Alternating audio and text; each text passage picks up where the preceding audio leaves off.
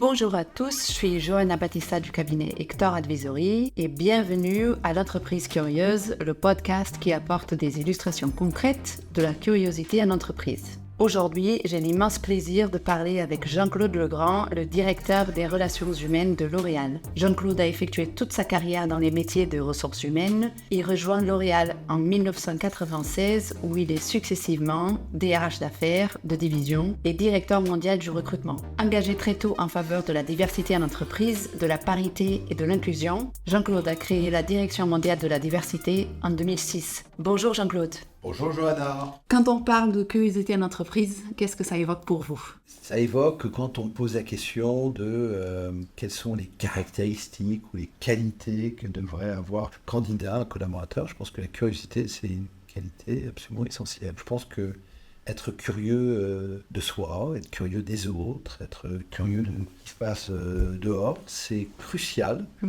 dans la vie professionnelle, mais aussi dans la vie personnelle. C'est ce qui vous amène à faire des rencontres, à aller l'un vers l'autre, à faire preuve d'altérité, la curiosité, l'altérité, l'ouverture.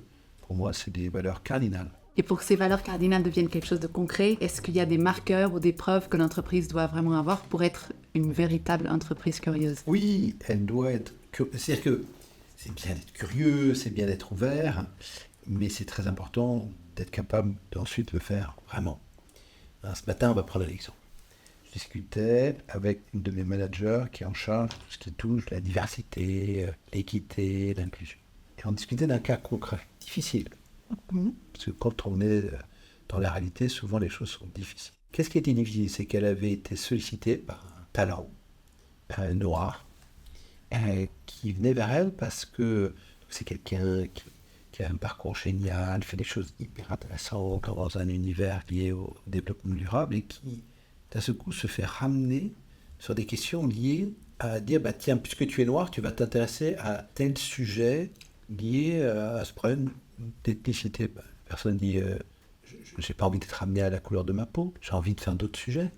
C'est pareil, par exemple, chez L'Oréal, on a des marques noires, ethniquement, comme Sophie Carson, Carol Lotus. Le combat que moi je menais, c'est pas que des noirs qui vont travailler sur. Bien sûr qu'une peau noire ou des cheveux noirs, ça c'est pas la même chose et il y a des caractéristiques spécifiques qu'on doit absolument comprendre et respecter. Mais c'est comme si je disais, il n'y a que des femmes qui font des produits de maquillage. On peut être un homme, jamais s'être maquillé et avoir inventé un mascara génial. C'est comme si je disais, tous les produits pour les hommes ne peuvent être développés que par des hommes.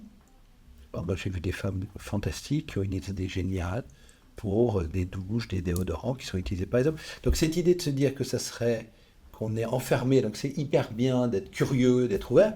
Ensuite, il faut jouer la curiosité tout le temps, et l'ouverture en permanence. C'est-à-dire qu'il ne faut pas ensuite remettre les gens dans des petites boîtes, dans des petits cadres qui les ramènent à leur origine sociale, leur origine ethnique. Voilà. Donc la curiosité, c'est bien, mais ensuite, il faut la gérer, la vivre, et vraiment. Et ça, c'est difficile. Okay. C'est un combat permanent. Du coup, je profite, je sais que la thématique de la diversité, elle vous est chère. En quoi est-ce que cette diversité aide, par exemple, L'Oréal à être une entreprise plus curieuse ? C'est évident, Johanna, parce que c'est des points de vue différents. On est le fruit aussi de son éducation, de ce qu'on voit, des gens avec qui on est. Plus le cercle est large, plus on a d'autres opinions, d'autres avis. Christine a été avec vous, elle pourrait me donner une ouverture sur le Liban. J'ai été au Liban, je pense connaître le Liban, mais je connais rien. J'ai scratché la surface, j'y suis allé personnellement, professionnellement. Discuter avec quelqu'un qui va pouvoir me donner un éclairage complémentaire au mien, c'est extrêmement important. Donc, s'entourer de gens qui ne viennent pas tous nécessairement, et Dieu sait que c'est un bel arrondissement, mais je ne sais pas, le 16e, ou même, soyons fous, allons jusque dans le 9e arrondissement, au cœur de Beaubolan. Si c'est pour avoir que des gens qui pensent la même chose, qui sont tous pareils, parce que ce vieil dicton français qui se ressemble, ça semble. Bien sûr qu'on a des affinités par plein de raisons, parce que comme on discrimine à l'apparence, on va se dire, tiens, lui ou elle me ressemble, ou lui ou elle, je vais pouvoir... c'est intuitif, on est des animaux, donc c'est extrêmement important de pouvoir se sentir bien, mais c'est extrêmement important aussi d'être capable d'aller à la rencontre de choses différentes. C'est difficile, c'est le changement. Le changement, comme vous le savez, c'est pour les autres, pour soi-même, c'est plus compliqué. Okay. Voilà, donc pour moi, la diversité, c'est l'ouverture aux autres, c'est la capacité à avoir d'autres points de vue, d'autres avis, d'autres regards, d'être contredit. Je crois que c'est extrêmement important d'être contredit. Dans la culture l'oréalienne, par exemple, l'idée de la confrontation des idées et pas un combat. Mais ce savoir dire non, savoir expliquer pourquoi, c'est fondamental. C'est une des raisons et c'est une des sources de succès sur une très longue période de carrière. Est-ce que vous auriez un exemple concret, une illustration d'un projet, d'une initiative pour laquelle cette diversité-là a été l'ingrédient secret qui a tout changé? Non, mais alors, il est tout le temps. Par exemple, on a créé, il y a quelques années, un board mondial de diversité, d'inclusion et d'équité de L'Oréal, dans lequel il y a des gens de L'Oréal et dans lequel il y a des gens de l'extérieur. Les conseils que nous ont donnés ces gens extérieurs nous ont déjà fait énormément bouger sur, l'appellation des teintes de nos fonds de teint. Là, on est très avancé sur la question. Par exemple, historiquement, dans l'industrie de la beauté, on vendait et le marché vend des produits anti-âge. Est-ce que c'est pas le moment de s'interroger sur ça? Non pas parce qu'il faut être confort, mais est-ce que dire anti-âge, c'est ni pour faire de l'agisme ou du jeunisme ou du wokisme, tout ça, moi je ne rentre pas dans ces considérations, elles sont loin de la réalité. Ce qui m'intéresse, est-ce que ça a encore un sens d'appeler des produits anti-âge? Probablement non. Bon, quelle initiative le groupe leader mondial des produits de beauté, de la beauté, va prendre sur cette question? Voilà, tout ça, ça nous amène à avoir d'autres regards, des gens qui nous disent, les gars, votre truc, il y a un truc qui ne marche pas, ou qui ne marche plus. Et moi, je ne veux pas juger le passé. Est-ce qu'il y a plein de générations de gens qui ont fait des produits anti-âge? Bah oui, c'est une catégorie du soin de la peau qui s'appelle anti-âge. Bon, voilà. Est-ce qu'on ne va pas l'appeler autrement? La réponse, oui. Je reviens à nos sujets. Je sais aussi qu'une autre thématique qui vous est chère, et donc en lien avec ce que vous venez de dire sur les anti-âge, par exemple, qui est l'innovation. Il faut innover. Ouais, dans tout, pourtant, on peut même innover dans les sciences sociales, on peut innover dans les relations humaines, on peut innover. Innover, c'est simplement voir le monde différemment. Et pourtant, on sait qu'au sein des grands groupes, par exemple, il y a plein d'initiatives qui sont lancées. Certaines sont plus réussites que d'autres. De votre point de vue, quelles sont les conditions indispensables pour le succès d'une initiative innovante? Justement, être ouvert au changement. Accepter l'idée.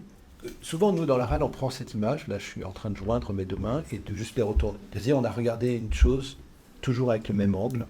Alors, c'est portugaise, donc c'est pas avant que j'ai expliqué l'histoire de Christophe Colomb. Mais de temps en temps, j'utilise cette parabole parmi eux, qui est cette parabole de Colomb qui met au défi autour de lui, les grands d'Espagne, de dire on demande à chacun de faire tenir un œuf droit. Bon, tout le monde essaye, l'œuf tombe, et il dit mais je vous ai pas dit, et lui il le prend, il le casse, et l'œuf reste droit parce qu'il l'a cassé. Donc cette capacité à voir autrement le monde, et pas se dire, bah voilà, qui est capable de faire tenir un œuf droit? Tout le monde essaye, prend l'œuf, et l'œuf tombe. Et il a simplement dit ça, il n'a rien dit d'autre. Donc il y a comment regarder le monde avec un autre angle. C'est ça pour moi innover. Bon, quand on fait ça, ça dérange. Ça perturbe, ça change les habitudes. Vous me parlez de ce sujet, quand il y a une vingtaine d'années, chez L'Oréal, j'ai commencé à m'intéresser à ces questions, on n'était pas bien nombreux. Et ça venait modifier les habitudes et se dire que d'un seul coup, moi je suis parti d'une génération où, quand j'ai rejoint l'entreprise, il y a une trentaine d'années, la blague de l'histoire, c'était que L'Oréal, c'était une entreprise qui vend des produits à des femmes faits par des hommes. Il n'y avait que des hommes qui faisaient du marketing. C'était le début des premières femmes qui ont pris des responsabilités. Bon, maintenant, quand on dit ça 30 ans plus tard, ça paraît ridicule. Et souvent, on dit, tiens, chez L'Oréal, aussi bon petit sexisme ordinaire, c'est normal qu'il y ait plein de femmes qui font des produits de beauté. Bon, pourquoi? Les femmes, elles peuvent faire des produits de beauté, mais elles peuvent faire des fusées, elles n'ont pas plus d'affinité. Voilà, c'est comme imaginer qu'il pourrait y avoir que des femmes dans le métier qui est le mien, qui peut faire des relations humaines, parce que les femmes seraient plus intuitives. Je n'achète aucune de ces conneries. Simplement, pourquoi il y a beaucoup de femmes, par exemple, dans les ressources humaines? Est-ce que les femmes ne sont pas plus douées que les hommes pour faire des ressources humaines? Tout simplement parce que c'était une fonction qui était moins considérée dans les entreprises et qui permettait d'atteindre un niveau de responsabilité. Les métiers de la communication, parce que les femmes sont plus faites que les hommes pour faire des métiers. Non, c'est simplement parce qu'historiquement, depuis quelques décennies, beaucoup de femmes ont fait de la communication. Mais des femmes dans la com. Moi, maintenant, je mets des hommes dans la com. C'est ça, pourquoi mettre que des femmes? De mettre des hommes et des femmes dans les ressources humaines. Par contre, ce serait bien de mettre des hommes et des femmes dans la finance, il y en a de plus en plus, ou des hommes et des femmes dans le business. Ce qui est quand même plus intéressant, c'est d'équilibrer les choses. Alors, maintenant, avoir cet équilibre, innover, ça veut dire bouleverser, changer des habitudes ou des modes de pensée. C'est très difficile.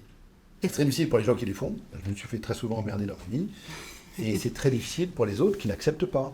Exactement. Est-ce que du coup, on sait que au sein des grands groupes, c'est difficile de changer des habitudes? C'est une forme d'arrogance que moi je combats en permanence. En plus, chez L'Oréal, on est numéro 1 mondial de quelque chose qui se remet en cause en permanence. Notre état d'esprit est celui en permanence d'un challenger, qui n'est pas de quelqu'un qui pense qu'il est arrivé. Quand on est arrivé, c'est très embêtant. Si on pense qu'on est arrivé à quoi que ce soit, la remise en question permanente de soi-même, se poser des questions, justement, on revient sur votre question de départ, la curiosité, c'est absolument essentiel. Quand on est arrivé, d'ailleurs c'est une expression française, je pense que moi des gens disent je suis arrivé, oui, arrivé nulle part, le début de la fin. Okay. Donc il y a vraiment une culture de questionnement et de remise en question permanente à tous les niveaux. De ce qu'on appelle dans notre jargon la saine inquiétude. C'est-à-dire que nous, cette question de la remise en question, elle est permanente. Elle est liée aussi à notre industrie. Quand même, essentiellement, on produit c'est des produits de grande consommation, des produits chez les coiffeurs, on voit, on peut savoir tous les jours, toutes les heures, si nos produits se vendent, s'ils trouvent un public, s'ils sont appréciés par les consommateurs et s'ils se revendent. Là, c'est souvent ce que moi j'explique, c'est vendre, c'est très difficile.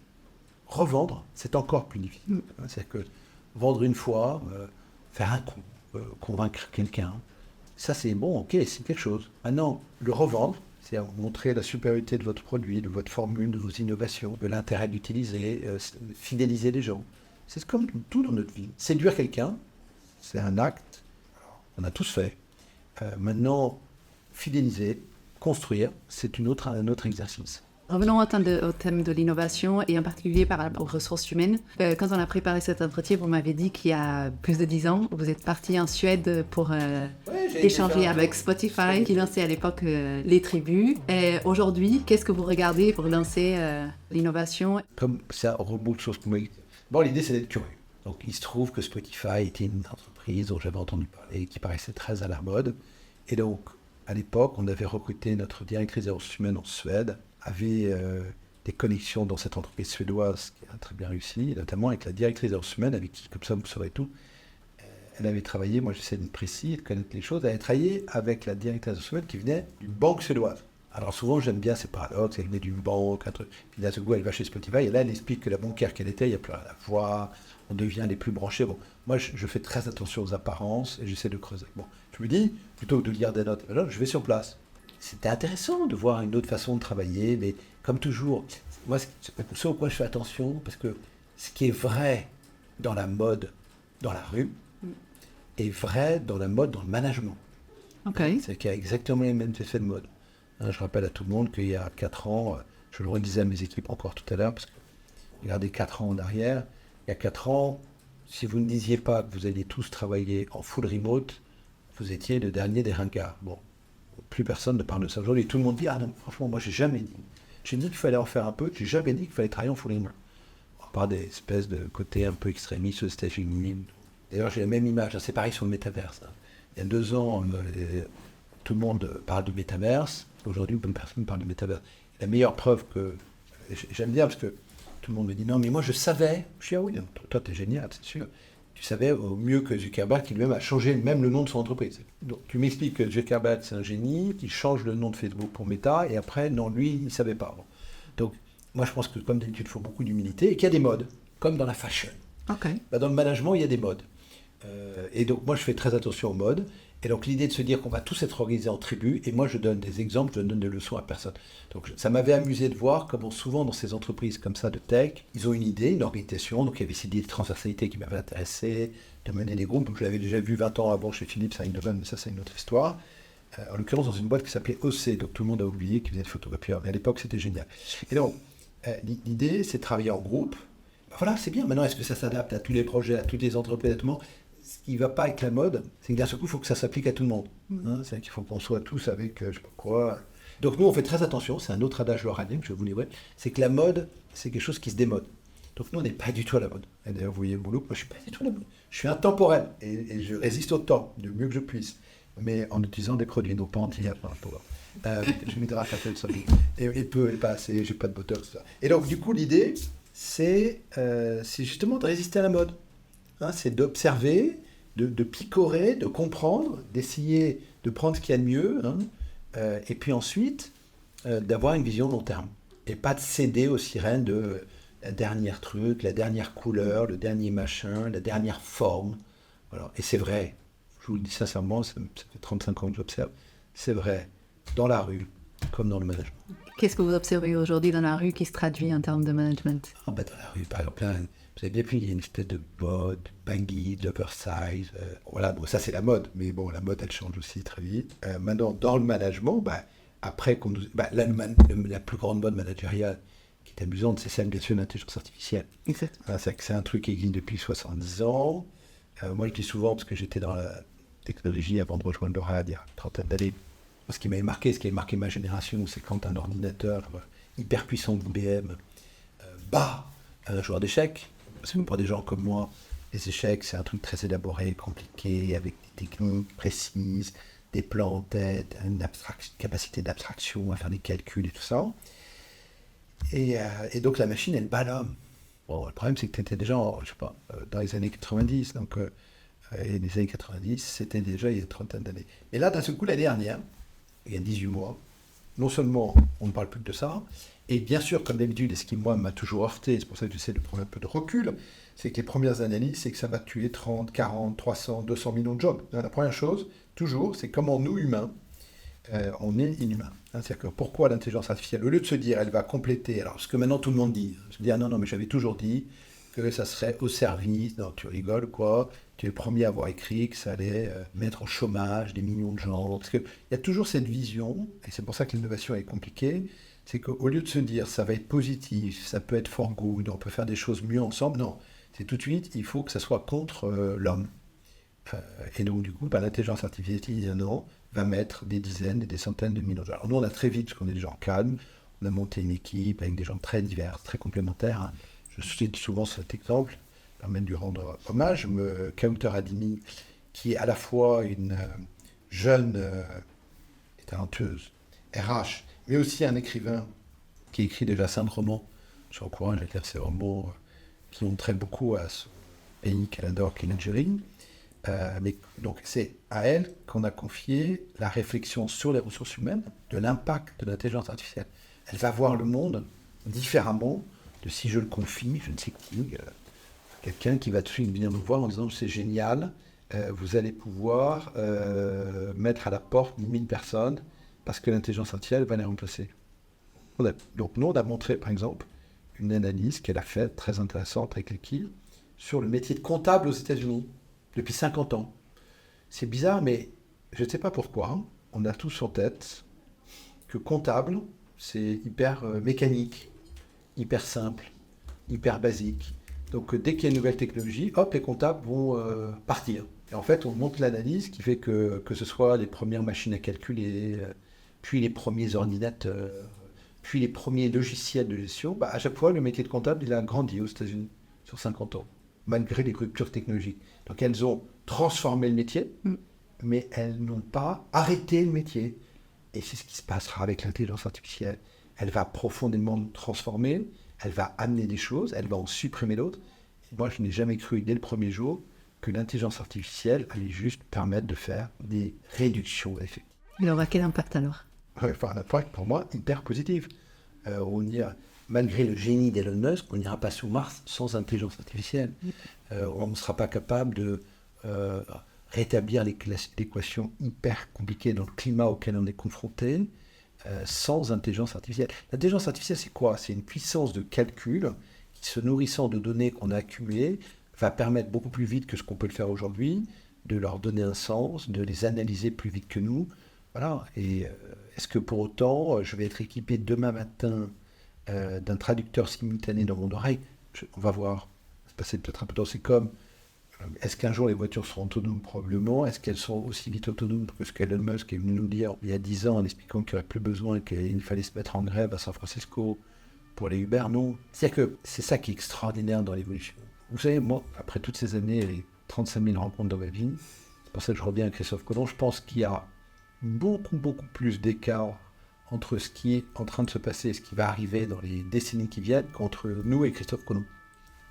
Donc, on ne veut pas dire ça parce qu'on pense qu'on est toujours le truc, il y a une arrogance dans l'homme, on est au moment le plus développé, le plus... Oui, mais d'autres générations vont faire des trucs fantastiques. Et moi, j'ai une croyance fantastique, et pas par naïveté, mais par évidence, qu'on va continuer à s'améliorer, se transformer. Oui, il y avait des guerres. Est-ce qu'il y en a plus ou moins? Non, il y a beaucoup moins de guerres aujourd'hui qu'il y en a eu. Alors maintenant, est-ce qu'elles sont plus meurtrières? Oui, le monde est troublé. Oui, c'est compliqué. Oui, cette année, 4 milliards de gens vont voter. Et qu'on est tous, on observe ça. Maintenant, le problème, c'est que par moment, on n'a pas encore, je pense, la capacité à digérer autant d'informations. Il y a beaucoup de manipulations. C'est la tiktokisation du monde. Donc, il faut être très calme par rapport à ça. Moi, je suis entouré, je lis souvent de livres. N'envoyez pas autour de moi, je lis le plus possible, ça sauve le monde. Donc, c'est bien aussi d'écouter un podcast, de partager des points de vue. Mais bon, passez moins de temps sur les réseaux sociaux, écoutez plus de podcasts et lisez des livres. C'est vraiment une bonne conseil. Merci pour ce conseil. Et du coup, s'il y aurait un changement majeur que l'intelligence artificielle a déjà imposé dans les équipes qui sont autour de vous? Non, est-ce que moi j'ai déjà vu des applications? Oui, on a des applications hyper intéressantes déjà, mais qu'on disait par des chatbots sur, par exemple, l'optimisation de l'achat des médias. On achète beaucoup mieux nos médias parce que cette intelligence artificielle va faire une puissance de calcul qui va nous permettre d'optimiser beaucoup plus que ce que nous, on pouvait le faire sans outil avant. Mais parce que je pense à ça, parce qu'on a un outil qui intéresse beaucoup de gens et on n'est pas les seuls, parce que certaines autres grandes compagnies ont développé. Je pense par Pernod Ricard, dont j'ai vu récemment l'ISO, ce qu'ils ont fait. Et c'est hyper intéressant ce qu'a fait Pernod Ricard, parce que c'est toujours pareil. En plus, c'est pour ça que la curiosité, j'y reviens, c'est clé. L'idée, c'est toujours pareil, c'est de ne pas être enfermé dans une espèce de pensée unique, de se dire, moi je travaille dans la beauté. Mais il y a des choses géniales qui se passent dans plein d'autres industries. Donc je ne suis pas en train de regarder, optimiser que la beauté. Et ensuite, d'être avec le moins d'arrogance possible. Il y a des gens qui peuvent faire des trucs géniaux, qui peuvent être plus petits, plus grands, différents, ailleurs. Et donc c'est pour ça que être toujours pétri par un doute, d'où cette saine inquiétude, être curieux, observer le monde à 360, avoir envie en permanence tous les jours de se dire qu'est-ce que je vais pouvoir faire de mieux, qu'est-ce que je vais pouvoir faire de différent. C'est fondamental, c'est la pensée de L'Oréal. J'avais une question par rapport à l'intelligence artificielle, mais je vois que votre réflexion elle est déjà très mature par rapport au sujet. J'aimerais bien vous demander, Jean-Claude, quels sont vos grands défis aujourd'hui? Mon grand défi, il est toujours le même. Vous voyez, quand vous êtes avec moi dans mon bureau, donc on peut regarder par la fenêtre, mon grand défi, c'est de regarder le plus loin possible ce qui va se passer à 5 ans, 10 ans. Je vous donne l'exemple. J'étais là avec mon équipe, et en 2024, en octobre 2024, on va permettre à plusieurs milliers de collaborateurs de bénéficier de leurs actions de long terme qui seront bloquées pendant 4 ans. Là, il se trouve qu'en octobre 2024, ils vont débloquer le plan de 2020. Pour moi, ce plan de 2020, il est extrêmement, comme diraient les gens aujourd'hui, meaningful. Pourquoi il a du sens? Il a du sens parce qu'on a pris la décision de distribuer un plan d'action de long terme pendant la crise de Covid en 2020. Donc, beaucoup de gens ont cédé aux sirènes du court terme. On dit on va fermer les écoutilles, on va tout couper. C'est intéressant de se dire, regarde, nous bien sûr qu'on a beaucoup réfléchi, on a beaucoup hésité, on a beaucoup douté. Bien sûr qu'on a mis cette question sur la table parce qu'on parle de centaines de millions d'euros. On a finalement pris la décision collectivement, avec Jean-Paul Abon qui était le patron opérationnel à l'époque de L'Oréal, aujourd'hui il est président de l'exécutif, de prendre cette décision. On y a été. Il a d'ailleurs pris une décision exemplaire. Lui-même, il ne s'est pas attribué d'action. Il a dit, je ne m'attribue pas d'action pour justement protéger le plan et pour permettre aux salariés d'en avoir un. Il est mandataire social. Et 4 ans plus tard, les gens ils sont ravis. Mais c'est 4 ans plus tard. C'est toujours cette idée de qu'est-ce qui va se passer, c'est l'ombre du futur, qu'est-ce qui va se passer dans 4 ans, dans 5 ans. Moi, vous voyez, je suis très bien équipé, j'ai une petite boule de cristal. Ça, c'est des outils de management hyper opérationnels. La baguette magique, la boule de cristal, la team pool pour décontracter. Avec ça, vous pouvez faire plein de choses. Très utiles, si vous y croyez. Non, moi, ce qui m'obsède, c'est rater le virage, comment on va intelligemment emmener les gens, prendre des décisions maintenant. Qu'est-ce qui va se passer dans 4 ans, 5 ans? Est-ce que la curiosité vous aide à voir plus clair? Oui, parce qu'elle me pousse à des conversations. À soulever ses défis. Elle me pousse à vous rencontrer aujourd'hui. Voilà, c'est ça. Moi, la curiosité, c'est un moteur. C'est un moteur insatiable. C'est la beauté de ce que nous sommes. Merci. Bon, je pense qu'on pourrait parler tout l'après-midi. Oui, mais on pourrait parler longtemps. Mais voilà. On va terminer notre entretien avec une dernière question. Est-ce que vous auriez une suggestion de quelqu'un que vous aimeriez bien écouter parler aussi de curiosité? Je viens de répondre sur un truc avec lui. C'est Alexandre Mars, qui est un entrepreneur. En plus, il est maintenant assez connu. Il n'est pas très connu, il est assez connu sur la parterre. Il a lui-même son podcast. Vous ne connaissez pas Alexandre Mars? Découvrez Alexandre Mars. Il vient de prendre l'initiative sur le développement durable. C'est un multi-entrepreneur. Voilà, et je viens de lire son bouquin qui s'appelle Pause, qui est un truc qui est très intéressant. Et d'ailleurs, son podcast s'appelle Pause. Pause. Très bien. Donc, rencontrez-vous entre podcasteurs. Entre podcasteurs, exactement. Si ça vous intéresse, faites-moi un petit mail. Je fais souvent ça. Pour les gens qui me connaissent, ça les exaspère, mais je connais que les gens disent rencontrez-vous, ne perdez pas de temps. Mais pourquoi tu n'écris pas plus? Parce qu'on s'est déjà parlé. Donc, Johanna, écrivez-moi, je vais vous faire rencontrer Alexandre. Merci. Merci Jean-Claude du coup pour cet échange qui était passionnant. Et à très bientôt. À bientôt, je vous embrasse. Merci. Au revoir. Ce podcast a été préparé avec l'aide de Christina Fares et a été édité par le studio Au revoir Charlie.